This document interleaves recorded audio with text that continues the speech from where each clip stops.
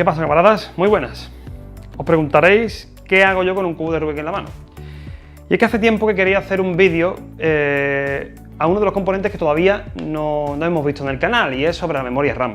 Y es que el cubo de Rubik me ha parecido un elemento análogo a la memoria RAM, porque si cortáramos, por ejemplo, este cubo de Rubik en tres partes, por aquí, por estos segmentos, tendríamos tres paneles organizados en filas y en columnas, ¿vale? De tal manera que si yo quisiera acceder al dato, por ejemplo, 8, pues tendría que ir al primer panel, a la tercera fila y a la segunda columna. Más o menos así es como están distribuidos los datos en la memoria RAM. Y es sobre esto sobre lo que va el vídeo. Así que yo soy Ayur, bienvenidos a mi canal, y en el vídeo de esta semana todo lo que debes saber sobre la memoria RAM, megahertz versus latency. ¿Qué aspectos tenemos que tener en cuenta a la hora de adquirir nuestra memoria RAM? ¿Cuáles son los elementos fundamentales de la memoria RAM? Pues vamos a entender dos aspectos: la latencia de la RAM y los megahertz. Vamos a explicar qué son cada una de estas dos cosas, porque son los dos datos fundamentales que nos van a llevar a decidir si adquirir un tipo de RAM u otra. ¿Qué es la latencia de la memoria RAM? La latencia de la memoria RAM es el tiempo que se tarda en acceder a los distintos componentes que tiene la RAM. Cuando digo distintos componentes, me refiero a las filas, columnas y tableros, en lo que hemos dicho antes, que están dispuestos los datos dentro de la memoria RAM. A eso me refiero. Estos retardos, obviamente, influyen en el tiempo en el que la CPU accede a los datos, en la que esa información está disponible para la CPU, y se mide en nanosegundos. Para que lo entendáis un poco más coloquialmente, he puesto este pequeño diagrama aquí, que simplemente es el tiempo que tarda desde que la CPU hace una petición hasta que la RAM responde y pone esos datos a servicio de la CPU, y se mide en nanosegundos. De toda la nomenclatura que tiene la RAM, cuando compráis una memoria RAM pone 3200 MHz CL18, ese CL es lo que voy a explicar ahora, y es la latencia CAS o CAS latency. Eso son el número de ciclos de reloj que pasan desde que se realiza una petición para leer un dato que se encuentra en la RAM hasta que esta información está disponible. Cuanto menos ciclos, mejor será la RAM, menos tardo en acceder a esa información. Pero aparte de la latencia, hay un aspecto que también tenemos que tener en cuenta, y obviamente es lo que todo el mundo se fija a la hora de comprar la RAM, y son los megahercios. Casi todo el mundo dice: yo quiero comprarme la RAM que tenga más megahercios, y le da un poco más igual el tema de la latencia. Luego veremos esto un poco más, con más detenimiento. Pero vamos a explicar ahora qué significa esos megahercios en la memoria RAM, que realmente no son megahercios, son megatransfers por segundo, pero se le llama coloquialmente megahercios. Entonces sí.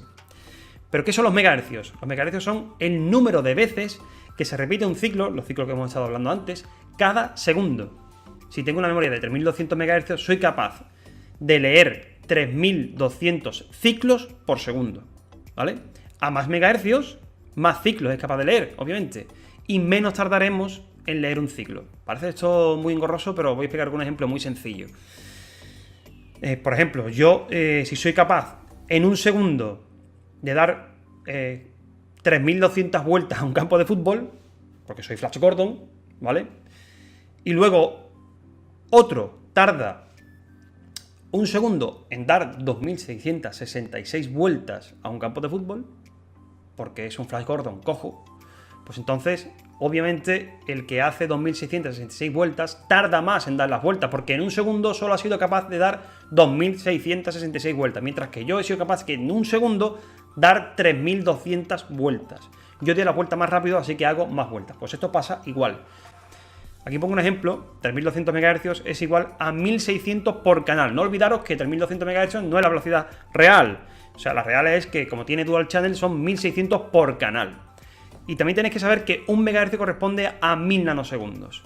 Entonces, para calcular la latencia real de las memorias, obtenemos esta fórmula. Dado que un megahercio son 1000 nanosegundos, 1000 entre la frecuencia real, en este caso serían 1600, hay que mirar la velocidad de por canal, por la latencia, el CL que hemos explicado antes, esa parte de aquí, ¿vale? Luego lo vamos a entender con un ejemplo mucho más sencillo. Estos son los dos datos que tenemos que tener en cuenta: megahercios y CAS latencia.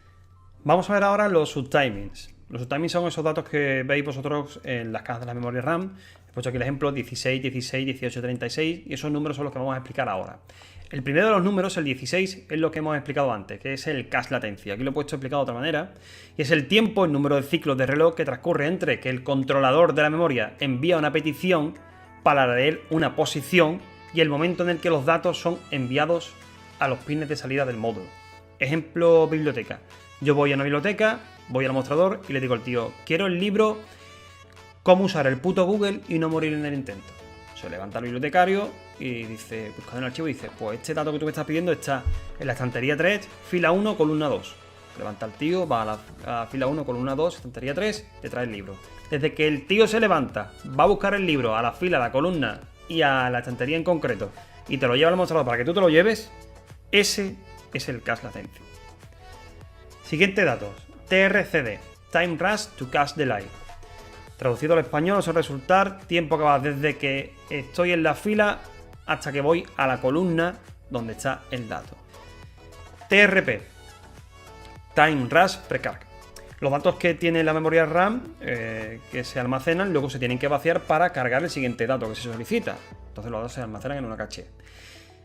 Así que el Time Rush Precarg es el número de ciclos que necesita la fila para vaciar su caché y así recibir el siguiente dato que se encuentra esperando en la columna siguiente. Siguiente dato, en el caso del 36, Time Rush. Es la cantidad mínima de ciclos para los que una fila debe estar activada para garantizarme que tengo el tiempo suficiente para acceder a los datos en esa fila.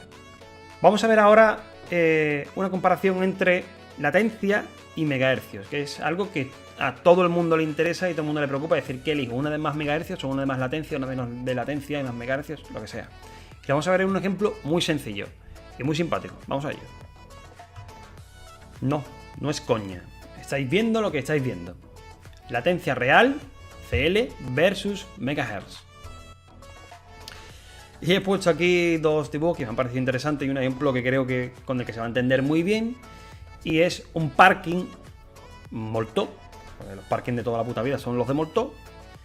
Este tiene 4 plantas y este tiene 6 plantas, ¿vale? Como vemos, las plantas son círculos, o entendemos que si lo vemos desde arriba son círculos, ¿vale?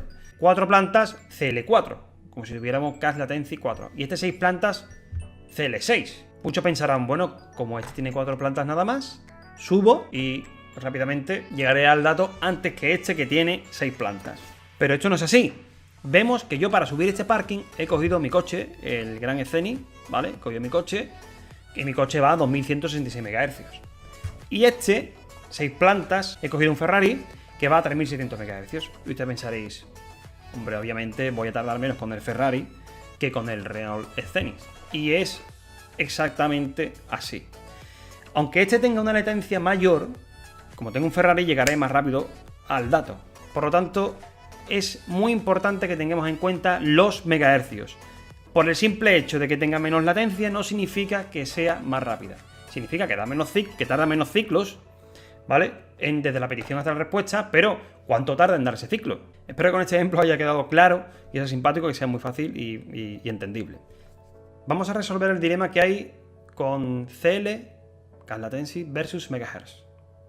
Hemos cogido aquí una tabla que ya tenía calculada a través de la fórmula que vimos en la primera imagen. Pues el resultado de esa fórmula ya lo tenía calculado aquí, professionalreview.com. Hemos sacado la imagen de ahí, la hemos puesto aquí, para que veáis las latencias real en nanosegundos entre la RAM de distintas velocidades y de distintas latencias. Por ejemplo, 3200 MHz a CL18 tiene 11.25. 2800 MHz menos megahercios, pero bajamos la latencia para que sea más rápida, teóricamente, a 16 tiene 11,43. 11,43 versus 11,25. Es decir, aunque tenga más latencia, son más rápidas las de 3200 MHz. Aunque tenga más latencia, cache latencia, ¿vale? Cosa a tener en cuenta. Nos vamos, por ejemplo, a 3400. Con una latencia de 17 tiene 10 nanosegundos. Pero es que la de 2400, que son 1000 MHz menos, con latencia 12, tiene 10 nanosegundos de latencia real. Esto no significa que tengamos que irnos a la de 2400, porque a igualdad de datos de latencia real, tenemos que entender que es obvio que tenemos que elegir la de 3400 porque tiene mayor ancho de banda, sin más. Tiene 3400 MHz, tiene más ancho de banda. Así que con esto intentaremos resolver el dilema que hay entre CL versus megahertz. Y bueno, hasta aquí el vídeo. Lee el puto manual y usa el puto Google. Hasta la próxima.